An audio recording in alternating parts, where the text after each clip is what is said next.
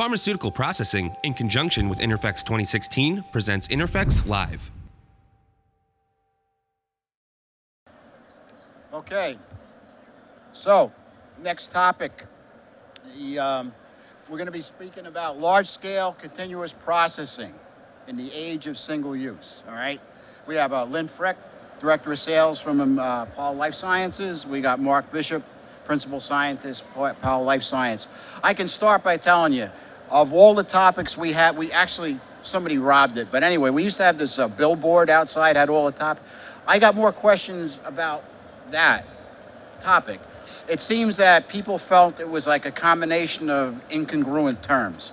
Large scale, continuous, and single use. So maybe, can we start there, please, so we can put these people at rest? I'm sure they're chomping at the bit here. Well, I too was a little surprised by the title because Oh, okay. it was not my title, but part of it is that things don't need to get very large in continuous manufacturing, although the system that we are showing in the Pall booth today is a system built to enable in a 2,000 liter plant of single-use design to be able to capture in a primary chromatography step everything in 6 to 8 hours. So that's pretty large scale. If you go look at the skid with a single-use flow path, you'll see what I mean. But to back up a little, I think you could think of continuous manufacturing as anything to kind of apply engineering efficiency as a means to maintain or improve product quality. That's kind of our broad definition. So we look at this as process intensification and how do you become more compact. And once you become compact, single use becomes easier.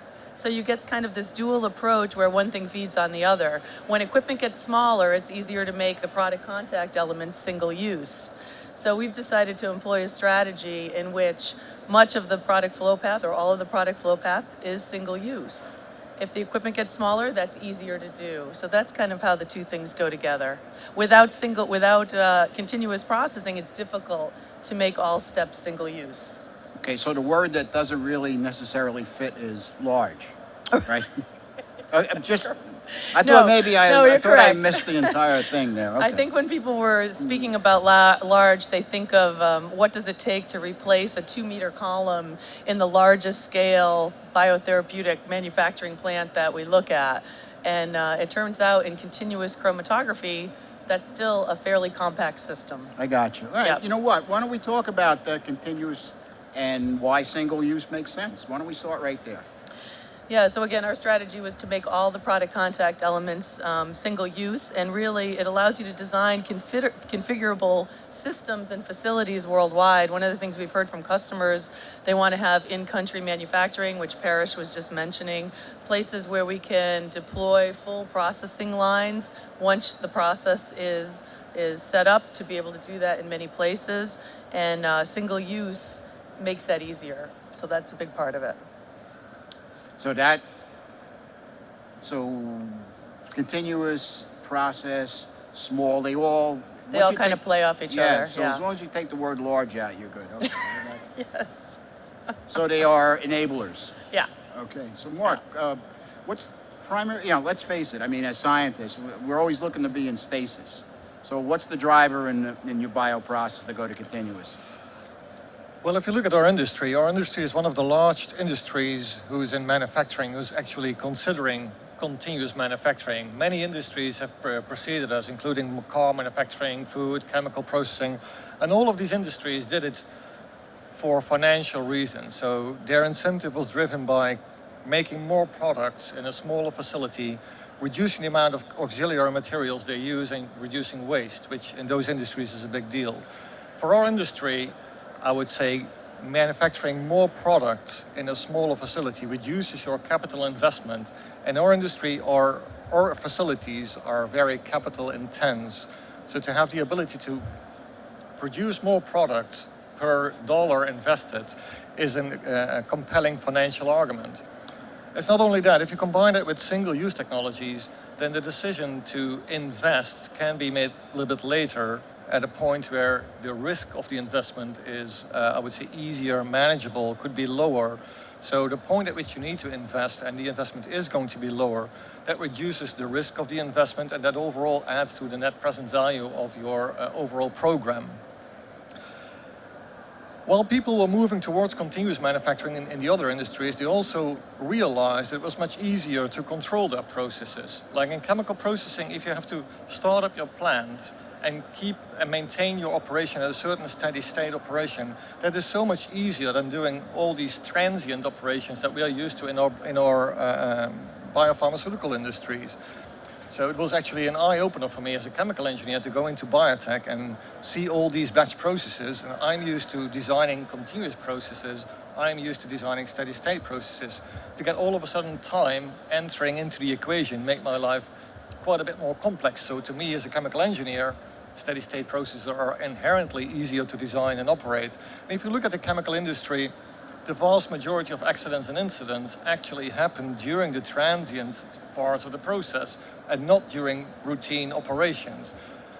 If you think that through in our industry, where the way we operate our processes is still a very important factor in determining the product quality, having the ability to operate your process in a much more consistent way will actually enhance our ability to control our product quality better. So I would say that would be a compelling argument for our industry. So what is your, did I get it right? I mean, were you in small molecule synthesis at first? Or? I have done continuous chromatography for small molecules for a good part of my professional career. Yes, that's true. Right, so let's just, I mean, based on that, you're saying that there's a lot more we can learn on that, on the chemical side for that as well, yeah? Yes, I think as we start to have a better ability to measure what we are doing and to have a better eye on our process and our product quality, we can gradually learn from what other industries have taught us in terms of process efficiency. And that's exactly what many of these continuous technologies are doing. They are inspired by what people in dairy industries and chemical industries and food industries are doing already for a couple of decades. And we transform that into a technology that is suitable for our industry with its unique features, including the need for aseptic operations and all that. So that's what we try to do. We try to translate, I would say, commonly accepted operations in those industries and make them suitable for our industry.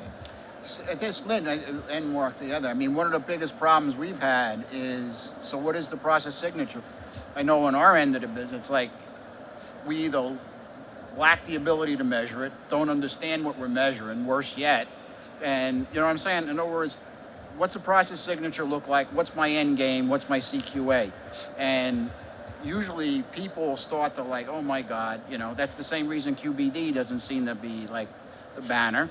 Bottom line is, I guess we're a little off the main topic, but the bottom line is there seems to be skill sets. There seems to be knowledge and that have to be added into the process mix that have to be provided. Most innovator companies realize that maybe they do or don't want to make that investment. So from a contracting or a supplier standpoint, what part of that do we get? If, you know, how do you fulfill that? How do you fill that gap? We'll start with you, Lynn. Sure, yeah. Well, we work with companies on programs that look at fully continuous processes, and we try to help them through the next set of hurdles. So for instance, you know, there's really two main trends right now in the industry of how continuous is being adopted. There's a set of companies that are going full bore into fully continuous, everything from perfusion all the way to drug substance, and trying to link the entire process and run it for 30 days.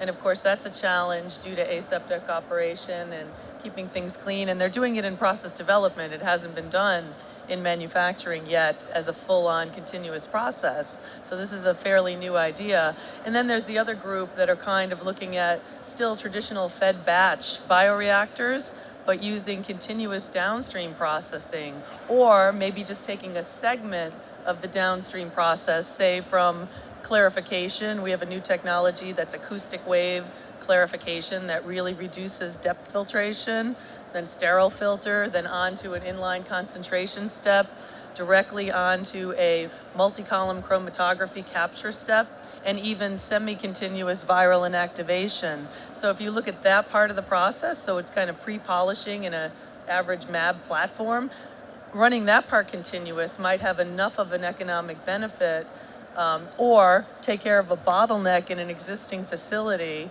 that it's good just to employ that part of it. So some customers choose to adopt things in a very incremental way. It might only be 1 unit operation. Maybe they just want to get rid of their 1 meter protein A column and run a series of small 20 centimeter columns, because then they can cycle these columns to their lifetime within that one clinical campaign, and they can throw it out so people aren't storing protein A during clinical. So we'll get into the economics of that a little later, but I think those are some of the points of how things are being adopted. So what about again, just what I'm saying is, it seems to me that the institutional knowledge folks like yourself have can be leveraged to our advantage significantly. I mean, you see what I mean? You get, right? So my point being is, is this something that process selection, continuous versus batch, this is something that you have the conversation with on a regular basis? That's where I'm at. Yeah. That's correct, yes. Yeah. Yeah. So many of the companies we talk to and who are inspired by this idea of continuous chromatography or continuous manufacturing as a whole, they normally know how to operate batch processes, and they are looking for a way to make those processes more efficient. So they typically are looking for a platform process that can accommodate multiple monoclonal antibodies or recombinant proteins, just like they have developed their batch process as a platform process, and they've characterized their process to the extent that they have built-in assurance that product quality is secured within the sort of design space or design window in which they operate that process. The conversion of that design space or design window into a continuous process is actually not something that is very hard to do once you've figured out how the translation of a batch process into a continuous process actually works. So the design space of a continuous process is not necessarily so much harder to design than for a batch process, but it requires the engineering mindset, which many of our customers are having right now. So where this is at, I mean, for example, so you're talking, that's where the single use throughout the whole process, that concept? That eventually is I would say, the path forward. And that means that the conversion of a batch process to a continuous process will include a redesign of some of the skids that are required to run those processes, and they're going to be smaller, so that actually enables the design of these kits into a single-use format, which is appreciated by many of the customers. It's been one of the big revolutions over the past 15 years. So if you have these more intensified processes, then the whole single-use assembly becomes a reality for, I would still call it large-scale manufacturing, large-scale in terms of output, not so much large-scale in terms of the process equipment. And if you think about what Lynn just referred to, that very large-scale chromatography column, which now is reduced to a couple of very small columns, that saves about 75% of that very expensive chromatography media.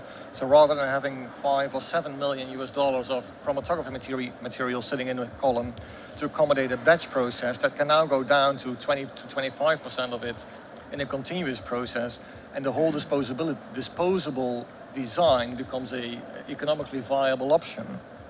So the whole key of what continuous bioprocessing brings to the biopharmaceutical manufacturing is a significant reduction in the process equipment volume, and that enables the single-use design. I got you. So Lynn, pretty much your standardization is what you're going after, right? Yep. Well, and the other thing that we like to look at is, people often ask me, where's the cost savings in all this? Because there's a lot of things I have to change, in my plant, in my equipment, in people's training. And there are two kind of big cost savings in the standard MAB platform that we see. One is what Mark just mentioned, which is the chromatographic media cost. That's number one. If you're running protein A, that'll be the biggest cost saver.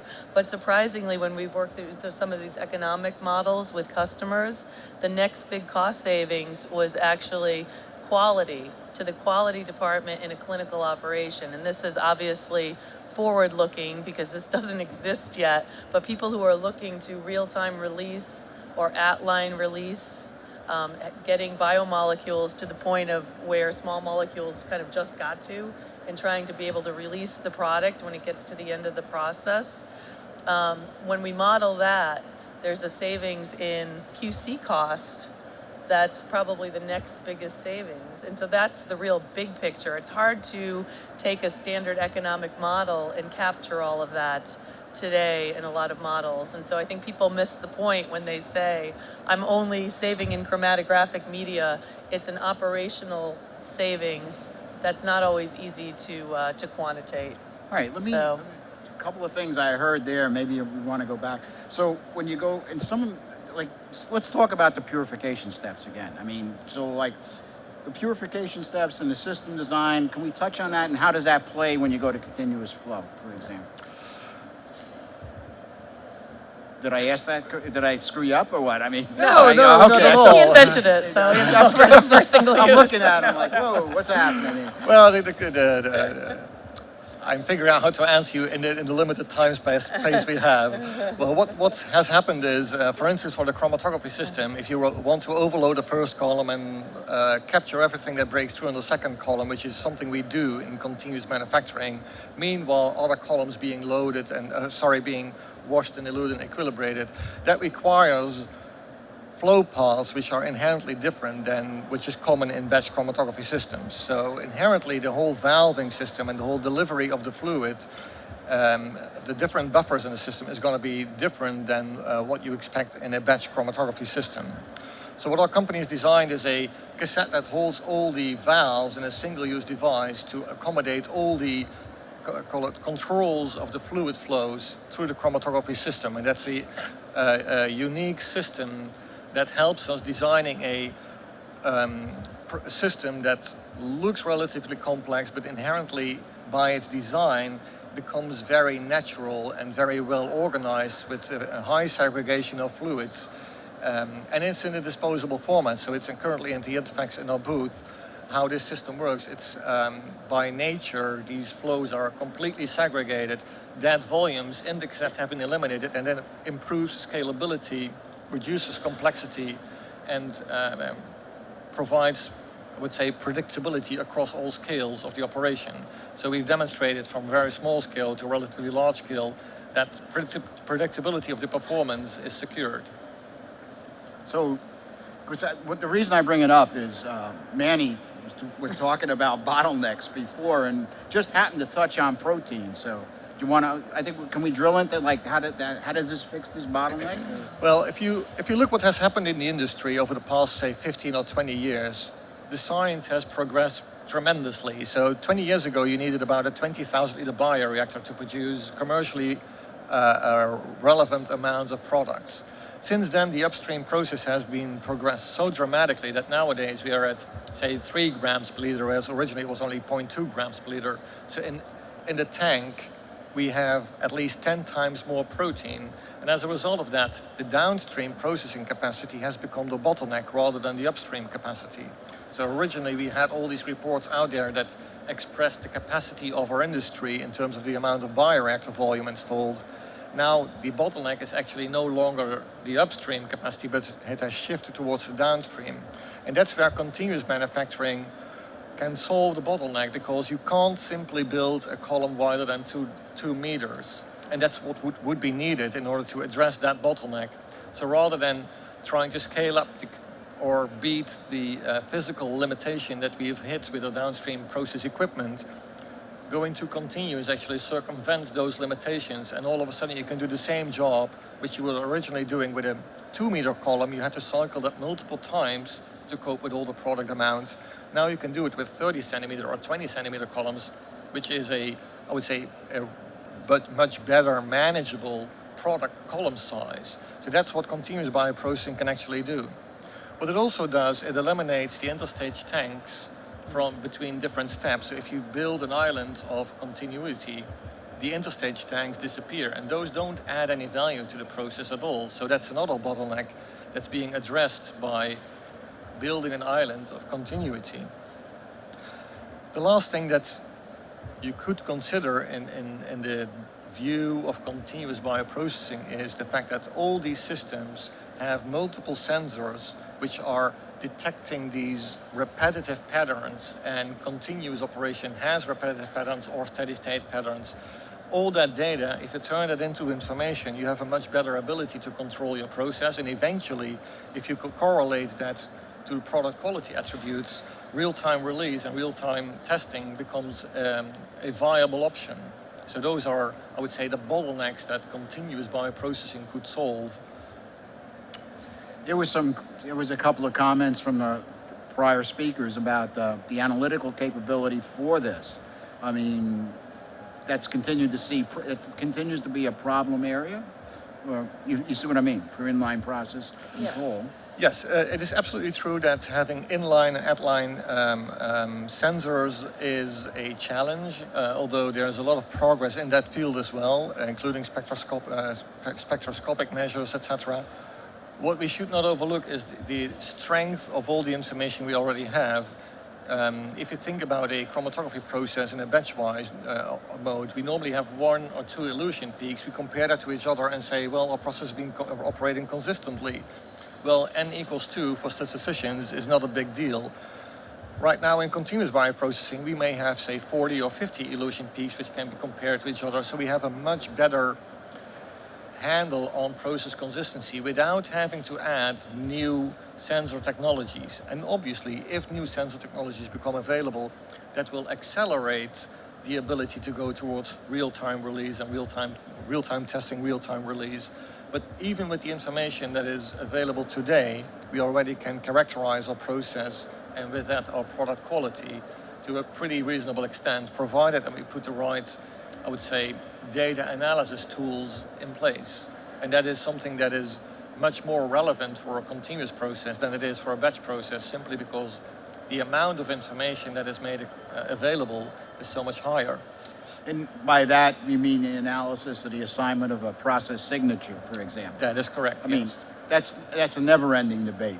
So Lynn, how's the pickup on this whole continuous process thing going here? I mean, we could talk till we're blue in the face. The bottom line is, where's the rubber hitting the road here? Yeah, I think large companies have made some pretty large investments in prototyping what this can look like in a full manufacturing environment.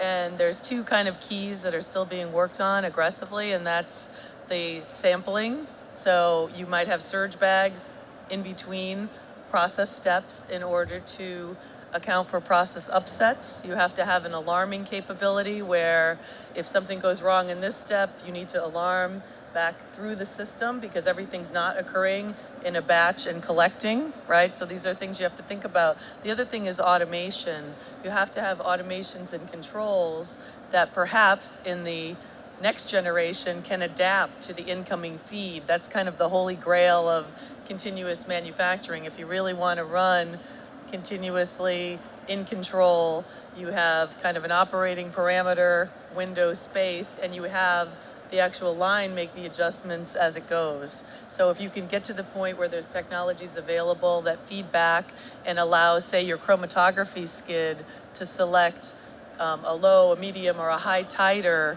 method based on what's coming out of your perfusion bioreactor, then you've achieved something actually more valuable than what we do in batch today, kind of a smarter process, right? So these are things that are already presently prototyped within large pharma companies.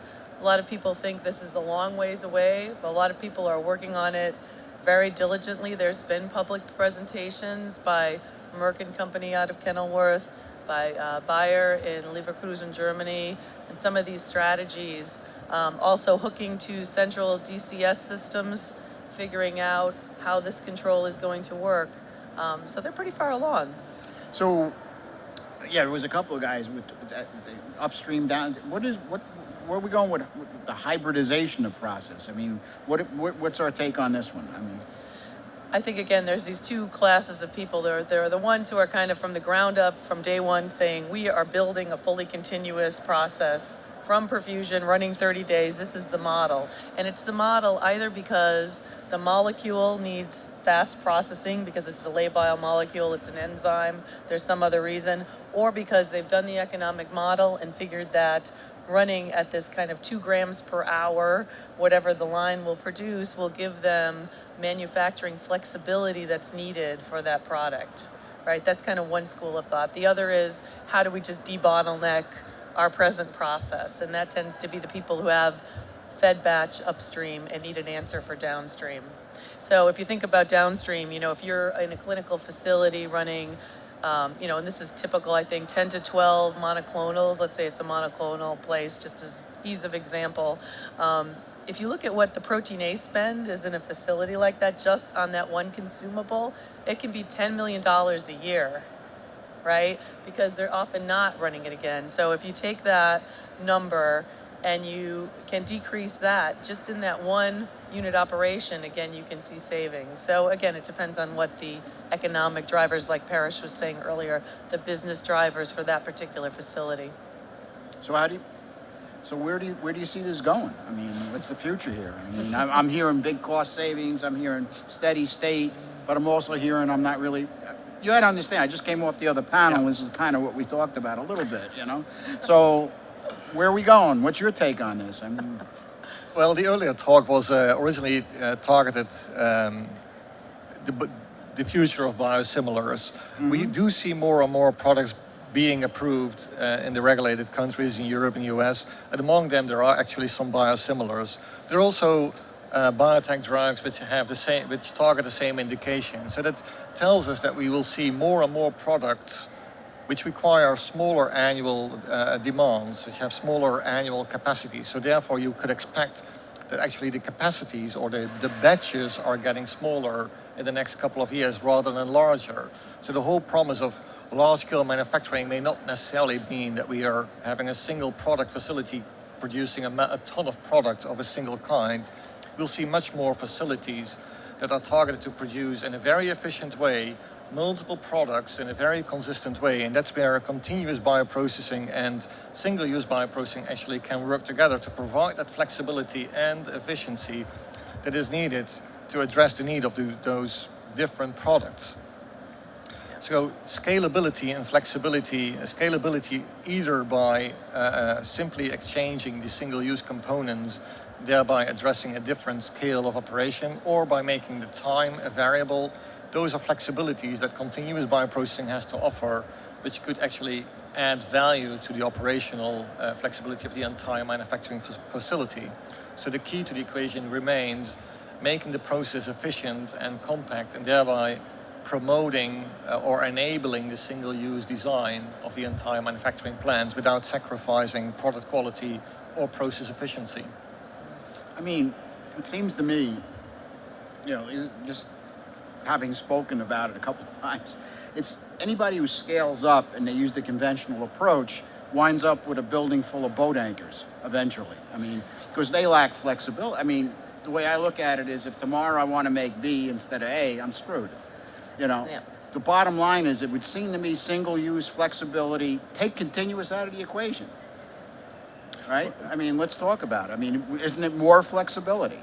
Well, even with the diversity of product pipeline, I mean, that's really driving the flexibility. So the days of just the one monoclonal, blockbuster, there are a few coming down the pike, but there's going to be more bispecifics, more kind of fusion proteins, lots of different recombinant proteins, more vaccines that are a little bit different technology. We're working with somebody on continuous on an algae cell culture for vaccine for flu, so there's all kinds of things going on in development that I think offer a very wide diversity, which is going to mean that you need the most flexible kind of platforms that could not only do protein A, but do ion exchange chromatography, can run membranes in a multi-membrane mode, can look at some interesting, even size exclusion can be done efficiently with multi-column chromatography. So you have to look at it as an opening up of perhaps the applications that will be needed in purification. We've kind of lived through the age of platform processes, and maybe now it's going the other way. We need more flexibility in our processes. It would seem to me, I mean, especially when you consider where CMOs are weighed in. I mean, now, and they're they should own flexibility. I mean, because tomorrow, who's going to walk through the door? Yeah.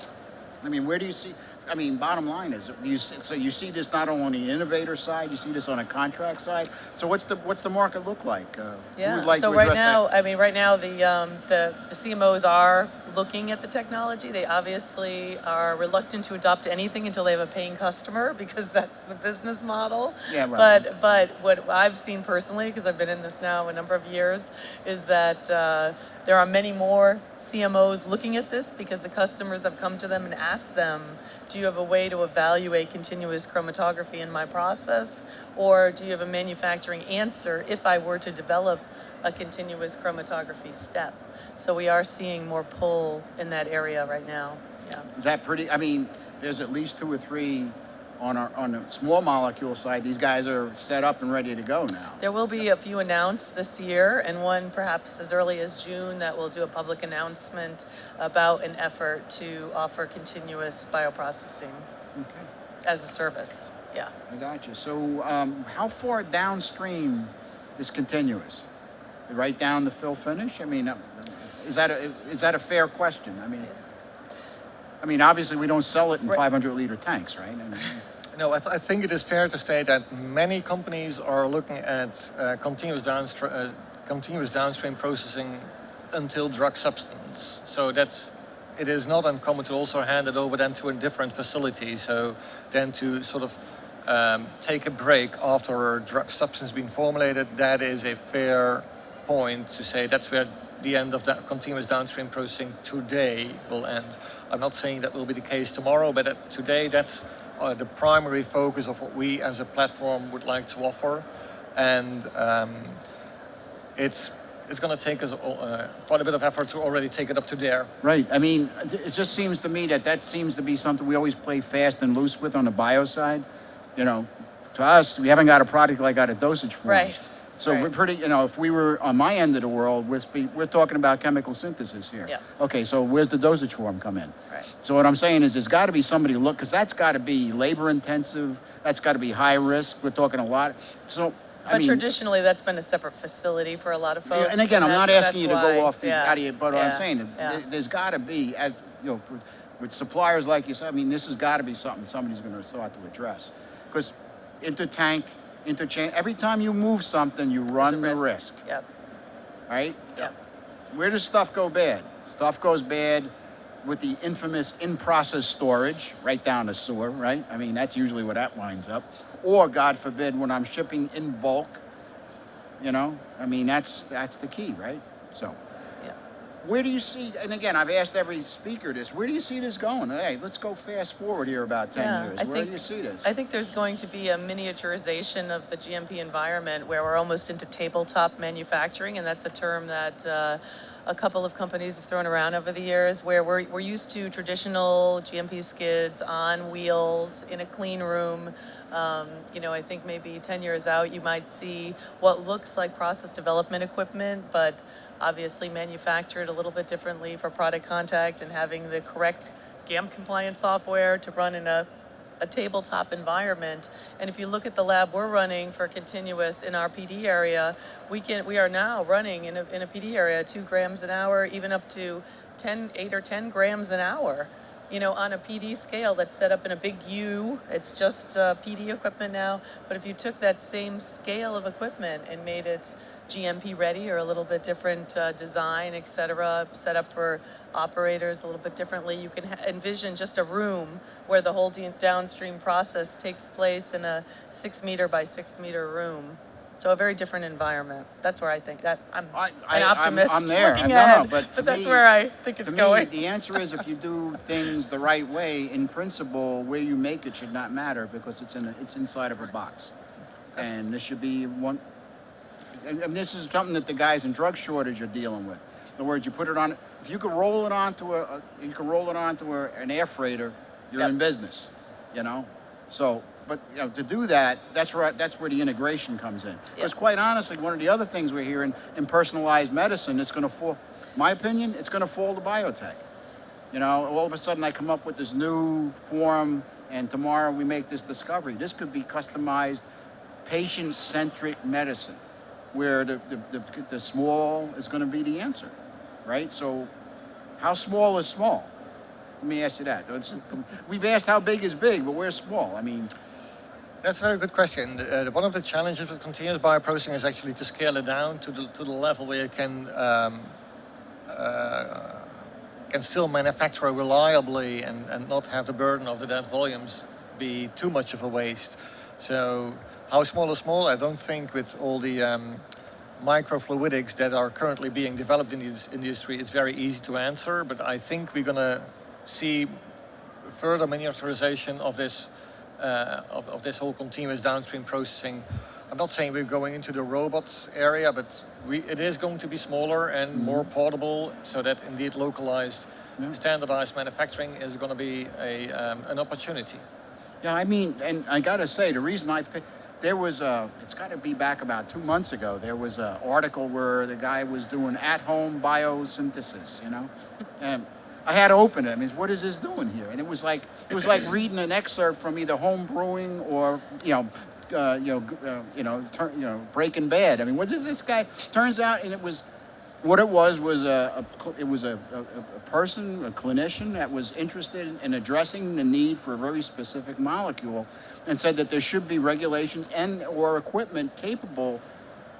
And I'm thinking, well, that's an extreme extension of personalized medicine. But that was where the genesis, because it made me stop and wonder, so how small is small? And, right? How far do we go, So I think there will be the one patient, some of these T-cell therapies and other things that are coming out for rare cancers, and there's going to have to be individual manufacturing that's been tried. There was a Boston-based a company years ago that was manufacturing for each patient in the hood. That wasn't very efficient, but of course closed systems weren't available then, so single use has leapt forward quite a bit since then. Yeah. So I think there will be kind of gene therapy is another example, but there will be many of these ideas that come around again. Sometimes it takes us twice in this industry. Ideas come in and then they die, and then they come back I think in a lot the of second cases, time and make it. or they don't look around. Nuclear Yeah. pharmacy's been around for, right? And that's Yeah. still something that's made per patient. Yeah. I mean, not that I want to get into it, no, but anyway. But anyway, we're just about out of time here. So I'm sorry, I got to the point where I forgot everybody else was here. So are there any questions that we can take? We got a couple, don't everybody jump up at once like I often say. Okay, I'll take that as a unilateral. Great job done, thank you. Thanks. Pharmaceutical Processing, in conjunction with Interfex 2016, presents Interfex Live.